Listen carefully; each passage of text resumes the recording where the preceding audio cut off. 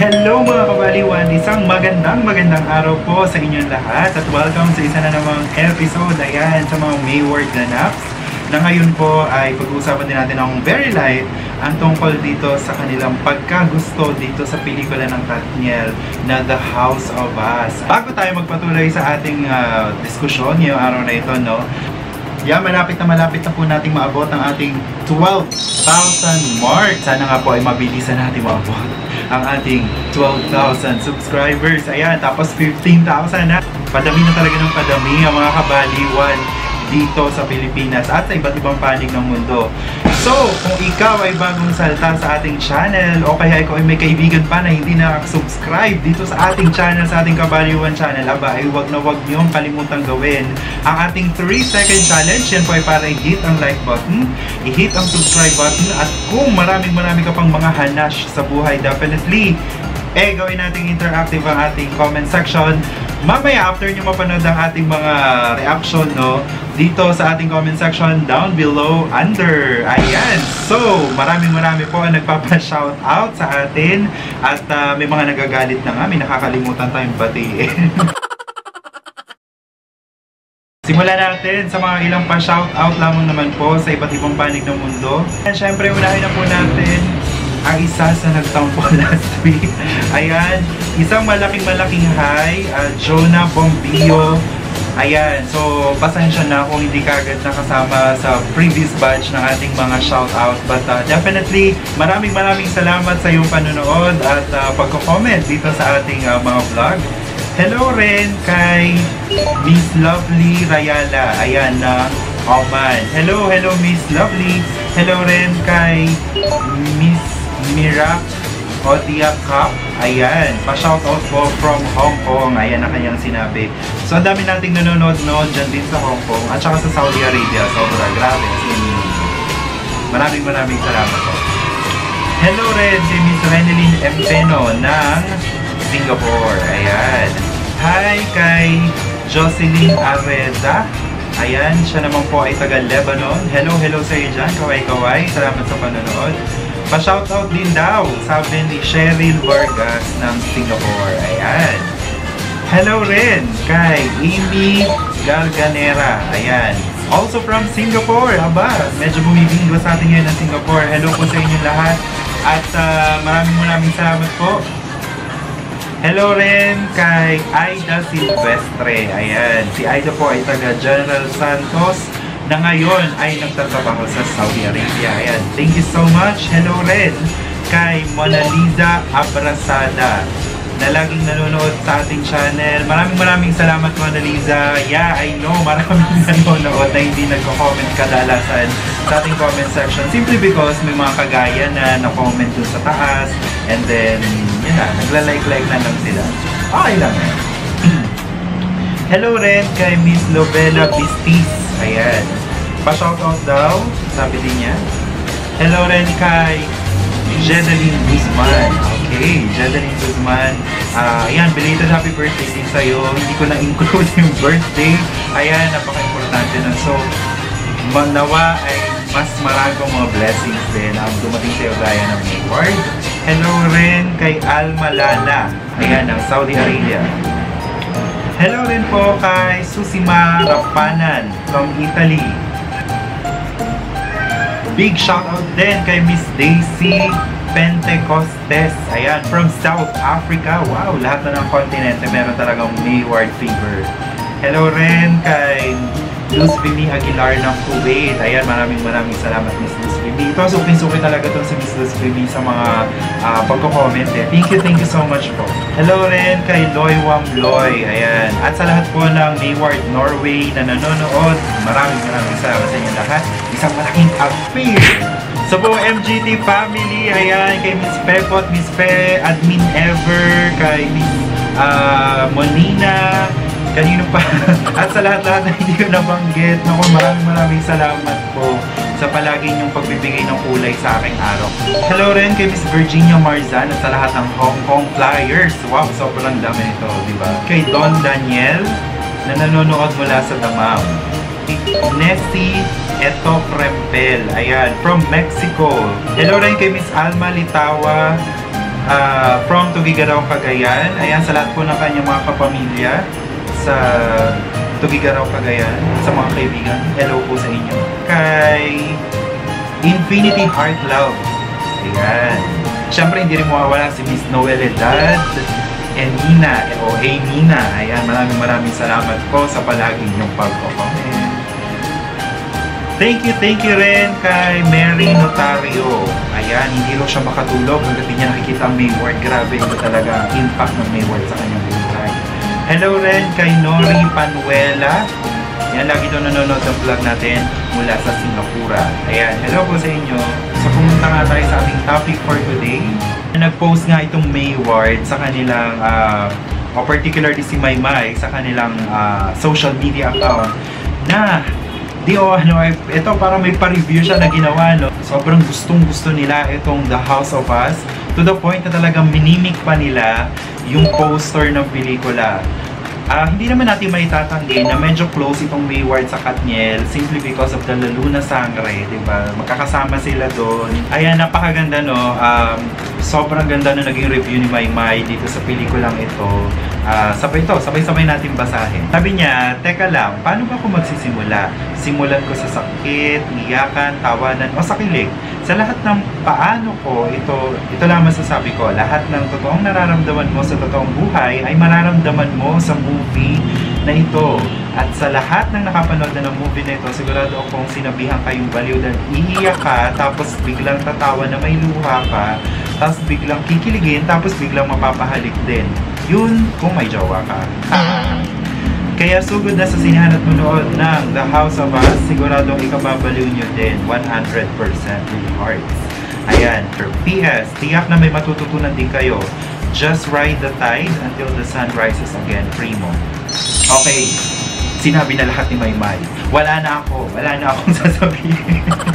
Technically, yes. Yun din, pareho din halos ng na-experience ko yung na-experience ni Maymay. Simply because nasa loob ako ng sinihan, I'm telling you, magdala kayo ng tissue, bimpo,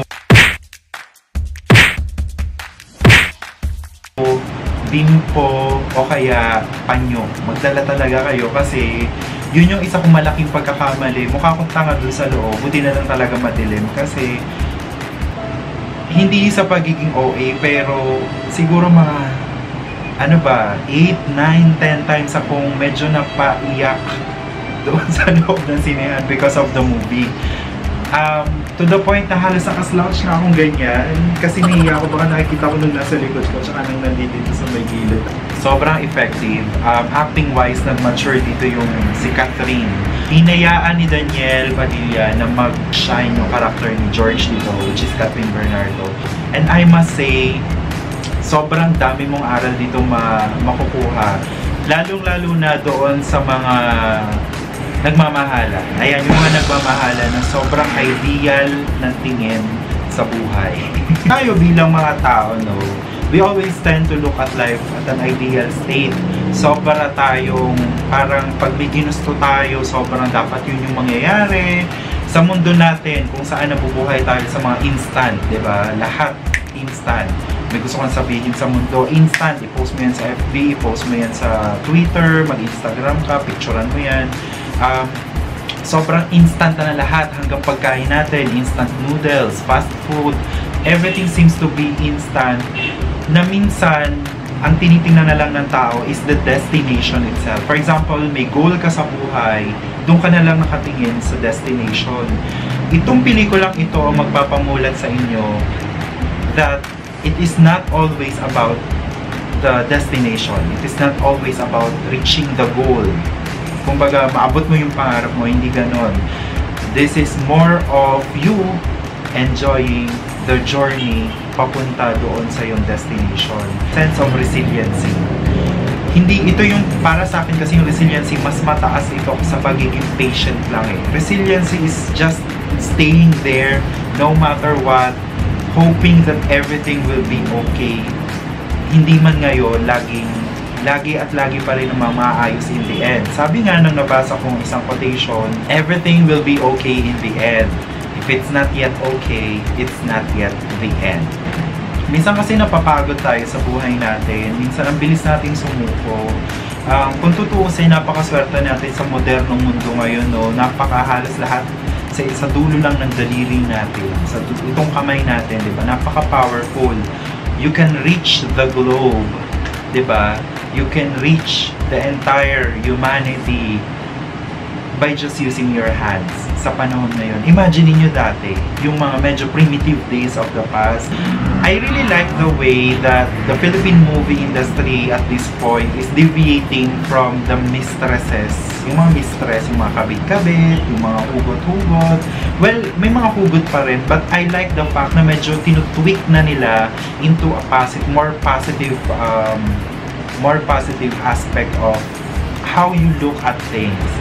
Bakit nagkakaroon ng third party, lagi may hiwalayan, lagi may hugot, lagi may nasasaktan. Bakit? The bottom line is, wala kasing pasensya. Walang sense of resiliency ng mga tao sa panahong ito. Wala na. Yung parang konting pagsubok na dumaan, wala na. Susuko na lang. Konting awayan, konting ayawan na. Parang hanap na ulit ng iba. Parang ganon. It's very unbecoming na papunta sa ganon ang society natin, when in fact, if we just practice the art of resiliency, there's a very big reason kung bakit mo minahal yung isang tao, at yun lagi sana yung maging reason mo to stay. And what I love about this movie naman is pinakita naman dito na sometimes you don't find your reason to stay, enough reason to stay within a relationship, but what's good about life is that sometimes when you get out of that toxic relationship. But I mean, it's a relationship. Ba yung sinabi ko? Relationship, when you get out of that, sometimes you would realize more things.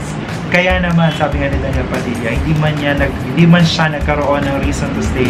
He had this big reason for his comeback. At meron akong isang wish na sana, i-comment nyo down below kung mag-a-agree kayo. Sana hindi ito yung last na movie ni Miss Cathy Garcia Molina, kasi napakagaling niyang director. Sana pagbigyan pa niya tayo ng ilang mga movies. At sana May Ward ang huli niyang maging pelikula. Malay nyo, di ba? Nag-wish na tayo dati ng concert, nag-wish tayo dati ng model-model ni Maymay sa mga malaking event, nag-wish tayo ng teleserye, nag-grant lahat yon. Wala namang masama mag-wish, di ba? Na-imagine ko kasi ang May Ward na magkakaroon din ng ganitong pelikula. Yung sobrang lalim to the sense na mapapangatawanan nila by their character. Na may twist pa ng comedy kasi yun yung mas maganda, di ba? Naaliw ka na, nagdrama-drama ka pa sa loob ng sinihan, tapos May Ward ka. Inisa-isa nila yung mga what, where, when, how, why, di ba? Nagkaroon na ng pelikula na tungkol sa My Exes and Wives, ito, The House of Us. Ano kaya maganda sa May Ward? So ano na lang natitira? What at saka where? Any suggestion ng title ng pelikula, malay nyo, di ba? O, what? Ano bang pwedeng i-connect sa what? O, naisip ko, Wattpad. O, tapos, yung spelling what? O, di ba? O, may mga nagsusulat na fans sa May Ward, di ba? Sa Wattpad tungkol dun sa mga sinusundan nila ng romance and all. So why not gawin natin yung mga pelikula, diba? Ang dami-daming magagaling magsulat ng mga Pilipino. So, alright, at syempre meron ding nag-wish sa atin bilang bonus dito sa video natin na mag-react daw tayo dito sa recent commercial na May Ward, na advertisement of McDonald's, ayan. So, eto, batay sa wish ni Tootsie Roll. Ayan, batayin natin yan. Expose natin si Tootsie Roll. Gawin nyo po reaction yung bagong TVC or TV commercial ng McDonald's na May Ward. Ngayon ang mga basher nila nasabi, di na daw na-renew ng McDo ang May Ward. Advance po kasi sila mag-isip. Charot. Yan, sobrang ganda nitong commercial. Anyways, thank you so much Tootsie Roll for your request. At i-grant natin yan, no? Bilang sobrang lakas mo sa akin. Meron pala siyang pahabol sa dulo. PS, pa-shoutout naman from Hong Kong. Ayan. Hello Tootsie Roll.